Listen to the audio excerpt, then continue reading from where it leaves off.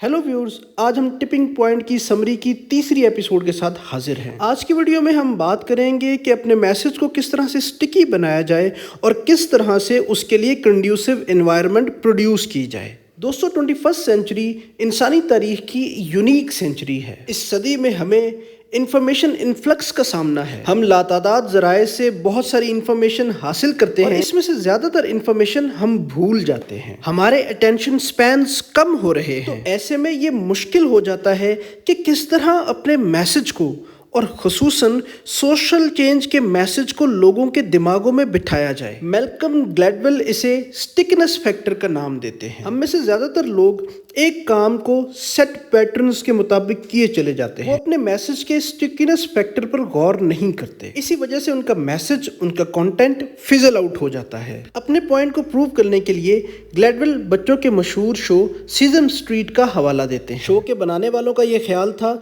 कि बच्चे फैंटेसी की बजाय रियलिटी के करीब रह के ज्यादा आसानी से चीजें सीख सकते हैं, मगर टेस्ट करने पे उनका ये ख्याल गलत साबित हुआ। ऐसे सीन्स जिनमें मॉन्स्टर्स और पपेट्स थे, बच्चे उन सीन्स में ज्यादा दिलचस्पी ले रहे थे और इनमें की जाने वाली बातें उन्हें ज्यादा देर तक याद रहीं। लिहाजा शो के बनाने वालों ने शो बनाने के अंदाज को बदला। ग्लैडवेल अगली मिसाल सिगरेट के मशहूर ब्रांड विंस्टन की देते हैं। इसका स्लोगन था कि Winston tests good like a cigarette should. अपनी इस यूनिक टैग लाइन की वजह से विंस्टन मीडिया में बहुत ज्यादा डिस्कस हुआ और इसकी सेल्स पहले से कहीं ज्यादा बढ़ गई। ग्लैडवेल इससे नतीजा ये निकालते हैं कि हर मैसेज का एक स्टिकीनेस फैक्टर होता है, जिसे आइडेंटिफाई करना इंतहाई जरूरी है। अगर ये स्टिकीनेस फैक्टर आइडेंटिफाई कर लिया जाए तो मैसेज लोगों के जहनों में बिठाना कुछ मुश्किल नहीं रहता। इसके बाद ग्लैडवेल अपने अगले अहम point power of the context की बात करते हैं। इनका मानना है कि एनवायरनमेंट का चेंज के साथ गहरा ताल्लुक है। जैसे बीमारियों के लिए कुछ खास सीजन्स ज्यादा कंड्यूसिव होते हैं,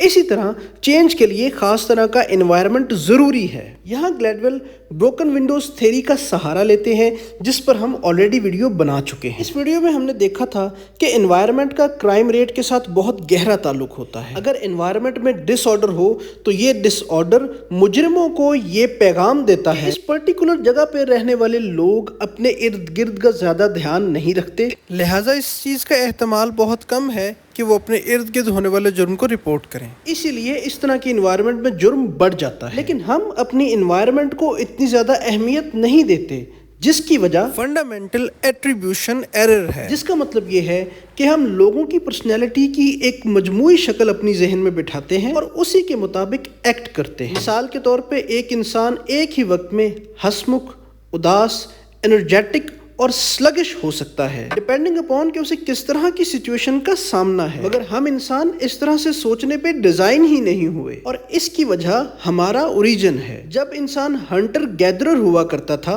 तो उस वक्त उसकी जिंदगी का हर दिन सर्वाइवल की जंग थी। वो शिकार करके जिंदा रह सकता था या फिर बाकी दरिंदों का शिकार हो सकता था। इसलिए जरा सी आहट पर भी उसे सोचे समझे बगैर एक्ट करना था, क्योंकि उसका एक छोटा सा जजमेंट एरर उसकी जिंदगी गवा सकता था। इसलिए इंसानों ने सिचुएशंस को जनरलाइज करके उस जनरलाइजेशन पे अपना फैसला करने की आदत अपना ली। इसी वजह से हम एनवायरनमेंट के इफेक्ट को उतना ज्यादा महसूस नहीं कर सकते। इसलिए ग्लैडवेल का मानना है कि चेंज लाने के लिए हमें एनवायरनमेंट पर नजर रखना बहुत जरूरी है। एनवायरनमेंट का अपना एक पर्टिकुलर टिपिंग पॉइंट होगा। उस टिपिंग पॉइंट को आइडेंटिफाई करके हम अपना मैसेज भी लोगों तक पहुंचा सकते हैं और माशरे में तब्दीली भी ला सकते हैं। इस सिलसिले की चौथी और आखिरी वीडियो में हम एक केस स्टडी के जरिए ये समझने की कोशिश करेंगे कि किसी पर्टिकुलर सिचुएशन, किसी पर्टिकुलर एनवायरनमेंट में टिपिंग पॉइंट कैसे आइडेंटिफाई किया जा सकता है।